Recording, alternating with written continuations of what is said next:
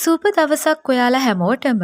අද මේ වීඩියෝ එකෙන් අරගෙන ආවේ සෞඛ්‍ය හා ජනමාධ්‍ය අමාත්‍යාංශයේ ගැසට් වෙලා තියෙන සෞඛ්‍ය කාර්ය සහායක කනිෂ්ඨ තනතුරට අදාළ රැකියා විස්තරය ගැනයි. ඉතින් මේ සඳහා තනතුරු 1939ක් බඳවා ගන්නවා කියලා තමයි මෙතනදී කියලා තියෙන්නේ. ඒ අනුව සුසුකම්ලත් ශ්‍රී ලංකාවේ පුරවැසියන්ගෙන් අයදුම්පත් කැඳවීම දැන් සිදු කෙරෙනවා. ඉතින් රජයේ සේවයට යන්න හීන දකින්න ඕන ඔයාට මේක හොඳ chance එකක් වෙයි කියලා හිතනවා. එහෙනම් ඉතින් මේ ගැන සියලුම විස්තර දැනගන්න ලයික් එකක් දාගෙනම අපි යමු වීඩියෝ එකට.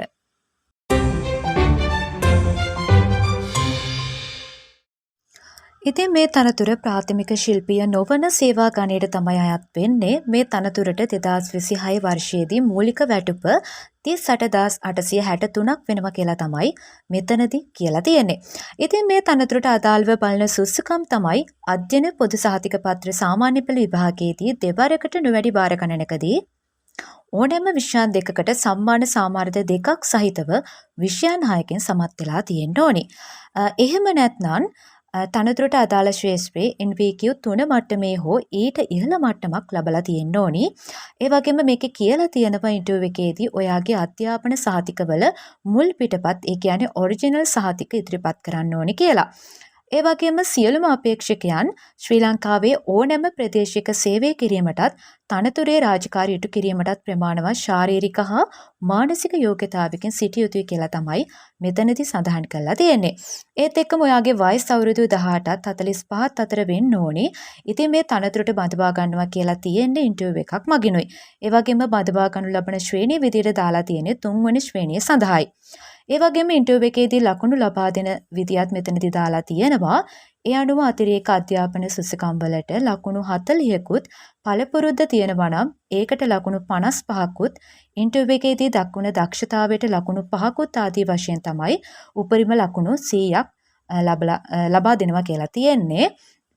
ඉතින් දැනට පවතින පුරප්පාඩු විදිහට දාලා තියෙන දිස්ත්‍රික්ක තමයි කොළඹ, ගම්පහ, මහනුවර, නුවරඑළිය, ගාල්ල, යාපනය, අම්පාර, ත්‍රිකුණාමලය හා අනුරාධපුරයි. ඒ අනුව මේ අතරින් කැමති දිස්ත්‍රික්ක 3ක් තෝරගෙන ප්‍රමුඛතාවය පරිදි පිළිවෙලින් සඳහන් කරන්න ඕනි. ඒ වගේම ඔයාලා ඒ තෝරගත්තු දිස්ත්‍රික්කයේ තුල අනිවාර්යෙන්ම වසර 5ක් සේවය කරන්න ඕනි කියලා තමයි මෙතනදී සඳහන් කරලා තියෙන්නේ.